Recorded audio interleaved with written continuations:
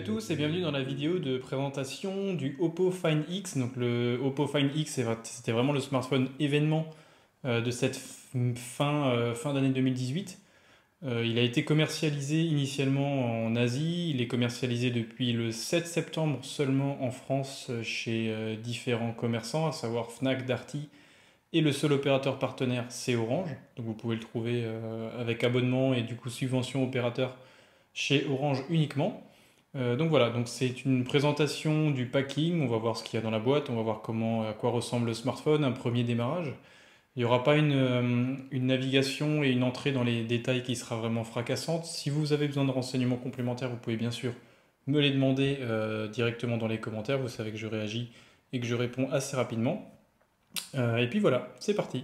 Donc, le Oppo Find X, c'est vraiment le smartphone qui se veut précurseur dans l'écran le plus borderless possible. On atteint quasiment 93 ou 94% d'occupation de la face avant, ce qui est énorme. On sait que Xiaomi prépare un Mi Mix 3 qui sera inspiré un petit peu de ce design, dans le sens où il y aura également un appareil photo avec un tiroir qui permettra de masquer finalement les encoches et de supprimer l'encoche. Donc le capteur sera caché à l'intérieur exactement comme sur ce modèle-là.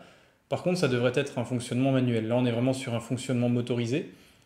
Donc on a un super bel écran, 6,42 pouces AMOLED, avec un taux d'occupation absolument extraordinaire pour le produit proposé.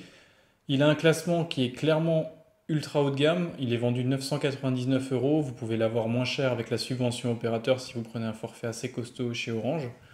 Voilà pour la présentation rapide commerciale. Donc pour le packing, c'est une boîte plutôt sympa, assez énorme, assez imposante. Il faut savoir qu'il existe en deux versions. Vous avez une version bleue, donc qui sera un Midnight Blue, qui tirera un petit peu vers le bleu glacier. Et vous avez également une version appelée rouge, par contre, qui tire plutôt sur le rose. Donc méfiez-vous si vous le commandez sur Internet sans l'avoir vu. Ce ne sera pas un rouge comme on peut trouver, par exemple. Ce ne sera pas du tout ce type de rouge. Ce sera vraiment un rouge qui tirera vers le rosé. Donc méfiez-vous. Voilà, donc on voit directement version glacier avec possibilité de mettre deux cartes SIM, quelques informations à l'arrière. Donc comme vous le savez, Oppo et OnePlus partagent la même maison mère qui est BBK Electronics. Donc c'est deux compagnies qui se font un petit peu concurrence mais qui ont des concepteurs et des développeurs en commun, si on peut dire. Donc voilà. Donc voilà pour le tour de la boîte, il y a juste une annotation à l'avant, Find X, c'est une belle boîte, bien costaud, un beau coffret avec un aspect un petit peu haut de gamme, assez sympa. Et quand on ouvre, on tombe sur la bête. Donc on va la déballer juste après. Je vais la mettre de côté. Donc ce qu'on trouve d'autre dans la boîte, eh bien ce sera ce fameux chargeur. Donc c'est un chargeur VOOC, enfin V-O-O-C. Donc c'est un chargeur qui possède la particularité de charger extrêmement rapidement. On est sur du 5 volts à 10 ampères en 50 watts. Ça permet théoriquement de charger 50% de la capacité de la batterie, donc de 3730 mAh, en à peine 20 minutes. Donc ça, je ne l'ai pas encore testé, je le testerai et je vous ferai un petit retour lors du prochain test, une fois que j'aurai fait des essais un petit peu plus poussés. En tout cas, c'est vraiment ce qui a été mis en avant par Oppo lors de la présentation au Louvre. C'est vraiment un smartphone qui peut être chargé très rapidement. Alors le bloc chargeur, évidemment, est très costaud, c'est vraiment du gros matériel, ça pèse son poids, tout comme le smartphone d'ailleurs. Mais si ça tient ses promesses de charger 50% de la batterie en 20 minutes, moi je suis preneur. Ensuite, on retrouve des écouteurs filaires classiques. Ils s'inspirent un petit peu des AirPods Apple, un peu le même design, donc filaire. Il n'y a pas de connectique jack. Du coup, vous avez un petit adaptateur USB Type C vers prise jack et vous avez également un câble USB Type C à l'intérieur. Donc le packing pour un smartphone à 1000 euros se veut assez sommaire.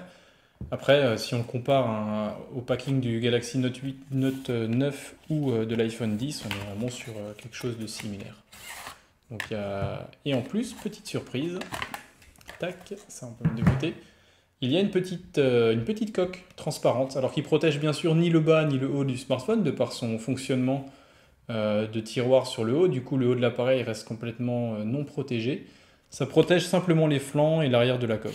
Après, très sensible aux marques de doigts, comme vous pouvez le voir, assez dégueulasse. Donc voilà, petite coque souple, mi-rigide, mi-souple, qui protège le dos de l'appareil et les côtés, ainsi que le bas légèrement, mais sans protéger forcément le haut. Il aurait été intéressant de développer peut-être une coque avec une partie plastique mobile qui puisse suivre l'appareil photo dans son mouvement. Après, peut-être qu'ils y ont pensé, mais que ça n'a pas été possible à développer. Ensuite, on retrouve le petit extracteur de SIM, ici. Une lingette microfibre Oppo et également l'adaptateur USB type C vers prise jack pour brancher les écouteurs. Il y a un petit guide de démarrage rapide sur lequel on ne va pas s'éterniser bien sûr. Voilà. Ensuite, ce que vous attendez tous, enfin ce que moi j'ai beaucoup attendu, c'est bien sûr la présentation du produit lui-même. Alors déjà, c'est un produit qui est plutôt lourd et plutôt imposant. Il faut savoir qu'il fait 156,7 mm de longueur, 74,2 mm d'épaisseur, donc assez étroit, et 9,6 mm d'épaisseur. Donc c'est un smartphone qui est plutôt encombrant, et qui pèse également plus de 185 grammes, il fait 186 grammes exactement. Donc c'est relativement imposant, quand on l'a en main, on a vraiment l'impression d'avoir un objet très lourd, mais également un objet très bien fini, donc ça c'est plutôt une bonne surprise. Alors le dos classique, donc là c'est la version bleu glacier. En fait le bleu glacier est assez sombre, il n'y a vraiment que les bords de l'appareil qui tirent vers le bleu. La partie centrale reste assez sombre, même sous forte luminosité. Donc voilà, c'est un très beau produit, honnêtement c'est vraiment un produit, quand vous le sortez, il y a un effet waouh qui est indéniable, la presse l'a dit, je le dis également. C'est vraiment un beau produit. Sur la tranche du bas, vous trouvez le tiroir double nano SIM, la connectique USB type C, le micro et également le haut-parleur extérieur. Sur la tranche, vous trouvez les touches de contrôle volume, avec une antenne ici. Sur le dessus, vous avez le port infrarouge et encore un autre micro pour la communication. Sur la tranche opposée, simplement un petit bouton Power. Et voilà, c'est un smartphone qui est très épuré. Le fait que l'appareil photo soit masqué sur le dos et sur la face avant, ça fait vraiment un très beau produit. Honnêtement, c'est vraiment un produit qui est vraiment appréciable, qui est lisse.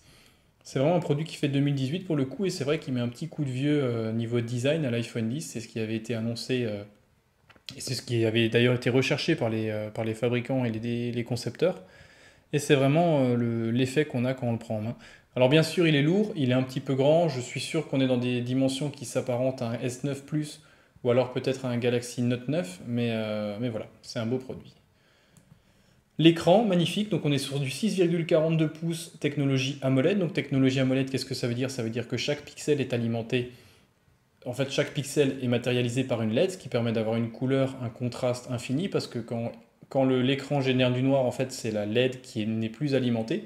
Donc on n'est pas sur une technologie LCD où c'est une orientation du pixel qui va générer du gris ou du noir. Là on est vraiment sur une technologie où le noir est généré par une absence d'alimentation électrique. Et du coup, gain de consommation et également des contrastes infinis. La résolution, on est sur du 1080 par 2340. L'écran est protégé par du verre Gorilla Glass 5.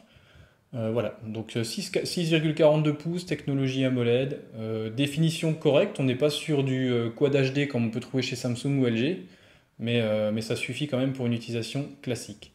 Version de ce smartphone, c'est un smartphone 8 Go de RAM, 256 Go d'espace de stockage, donc une configuration qui est costaud, bien sûr un processeur Snapdragon 845, donc ce qui se fait de mieux actuellement. Voilà pour la présentation rapide. Je vais maintenant vous le déverrouiller. Donc bien sûr, quand on le déverrouille, il va falloir que je monte ma Trogne, parce qu'en fait, quand on le déverrouille, la caméra sort sur le dessus. Et c'est assez bluffant. Ça fonctionne assez bien. Là, je vais l'annuler, je vais le déverrouiller. Ouais, on va voir s'il me voit. Voilà. Et ça fonctionne vraiment super bien. Ça met un peu moins d'une seconde. Et c'est vraiment bluffant. À l'utilisation, c'est assez bluffant. Alors, il y a un petit bruit du moteur qui est assez déroutant. Je vais vous faire écouter.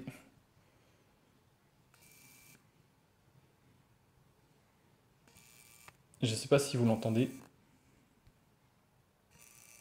Donc voilà, il y a un petit bruit électronique de motorisation.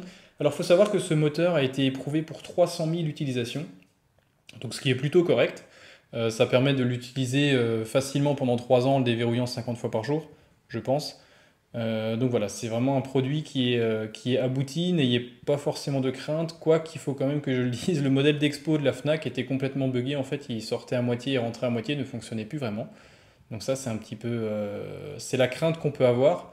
Après on a également peur aussi de le sortir manuellement parce qu'on peut tirer dessus. On arrive à, vous voyez, On arrive un peu à le sortir. Lui, il a toujours tendance à forcer, à vouloir rentrer, mais ça a l'air de fonctionner plutôt bien. Voilà. Bonjour. Voilà, c'est vraiment un produit assez sympa. La finition est somme toute assez bonne. Je pensais vraiment qu'il y aurait plus de jeu au niveau de la caméra, mais c'est assez bien tenu, assez bien fixe. C'est vraiment une belle finition, vous voyez. C'est vraiment un beau produit. Alors pour ce qui est des composants, donc comme je l'ai dit, 8 Go de RAM, 256 Go d'espace de stockage, Snapdragon 845, écran 6,42 pouces Full HD+ AMOLED. Pour l'appareil photo, vous avez un appareil photo auto de 16 mégapixels avec une ouverture de f2 et une stabilisation OIS. Vous avez un autre capteur photo de 20 mégapixels avec une ouverture de f2. Pour le 16 mégapixels, vous avez des pixels de 1,22 microns et sur l'autre 1 micron. Donc c'est une ouverture f2. C'est un petit peu limite. Il faut savoir que plus le chiffre est petit, plus l'entrée en lumière sera importante. Donc plus la qualité des photos en basse luminosité sera bonne parce que l'appareil photo n'aura pas besoin de monter ses valeurs en ISO et du coup il y aura moins de bruit, moins de grains. Là on se limite à du f2, c'est un peu limite aujourd'hui, sachant qu'on a des produits beaucoup moins chers qui proposent des ouvertures à f5 ou f6 ou f7, f1.7 pardon, f1.5 ou f1.7. Donc là on est sur du f2, le rendu photo s'en ressent légèrement en basse luminosité. Et l'autre inconvénient, c'est que les bokeh seront un petit peu moins doux, parce que plus l'ouverture est grande, plus la profondeur de champ sera courte, et du coup vous aurez toujours tendance à ressortir un petit peu le sujet du fond de l'écran. Donc là on se limite à du f2 sur les trois caméras, les deux arrière et la frontale, qui elle est une caméra de 25 mégapixels, à ouverture également f2 sans stabilisation. Donc une seule stabilisation pour le capteur de 16 mégapixels. Pour la capacité vidéo, il filme en 4K à 30 images secondes. Voilà, c'est pas saccadé, c'est plutôt bien géré. Ce sont des belles vidéos. Pour ce qui est de la navigation sur le smartphone, donc on est sur du Android 8.1 avec ColorOS, je vais juste cliquer correctement, avec ColorOS 5.1. Donc c'est une interface qu'on aime ou qu'on n'aime pas. Moi je trouve ça assez sympa, c'est pas dégueulasse, c'est pas non plus révolutionnaire, mais ça change un petit peu de tout ce qu'on voit habituellement, et moi je trouve que c'est quelque chose de plutôt bien foutu. Après, ce qui est surprenant, c'est qu'il n'y a pas la navigation par geste sur cette version vendue en France et vendue à la Fnac, donc c'est un petit peu dommage, parce que généralement on peut supprimer les touches Android classiques et naviguer comme sur le Xiaomi Mi Mix 2S, ou sur d'autres smartphones par exemple. Donc là, rapidement dans les caractéristiques, on voit qu'au premier démarrage, avec quelques applis, il nous reste 223 Go d'espace de stockage, ce qui est largement suffisant, du moins pour mon utilisation. On voit qu'on est en 8.1, version d'Android, le processeur Snapdragon 845. Voilà. Qu'est-ce que j'avais encore à vous dire? La batterie, l'autonomie est plutôt bonne de par l'utilisation d'une technologie AMOLED. La batterie c'est 3730 mAh, et puis quand bien même vous seriez en rade, en 20 minutes, pardon, vous rechargeriez 50% de votre batterie. Donc ce qui est plutôt honorable et ce qui permet un peu de ne pas trop se fâcher quand la batterie fond rapidement. Donc voilà pour cette présentation rapide du Oppo Find X. N'hésitez pas à me poser vos questions, je ferai une autre vidéo de présentation peut-être un petit peu plus poussée, je ferai également une vidéo avec les clichés réalisés avec ce smartphone. En attendant, vous pouvez me poser vos questions, vous abonner, liker, j'ai vraiment besoin de ce soutien pour faire d'autres essais. Il y aura encore le Vivo Nex S qui sera essayé, le Xiaomi Mi Mix 3 dès qu'il sera commercialisé, ou un petit peu avant même. Donc voilà. Donc n'hésitez pas à me poser vos questions, abonnez-vous, c'est toujours un plaisir de vous aider dans vos choix. Et on se revoit très bientôt. Ciao!